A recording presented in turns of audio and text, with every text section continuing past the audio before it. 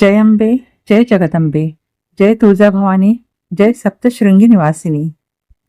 आई बगळामुखी, ज्यांना पितांबरा देवी किंवा बगळामुखी म्हणजे बगळ्याच्या मुखासारखी असेही संबोधले जाते. या दशमहाविद्यांमधील अष्टम महाविद्या आहेत. त्या शक्तीच्या संमोहक व स्तंभनकारी रूपाच्या मूर्ती आहेत, जी शत्रूंना स्तब्ध करते, वाणीवर नियंत्रण देते आणि संकटांवर विजय प्रदान करते. आई बगळामुखी ही ती सात्विक शक्ती आहे, जी आक्रमकतेला स्थिरतेत आणि भ्रमाला सत्यात परिवर्तित करते. त्या अशा दिव्य रूपात ओळखल्या जातात, ज्या बाह्य शत्रू व अंतर्मनातील कोलाहल दोन्ही शांत करून साधकाला आंतरिक शांती व विजय प्रदान करतात.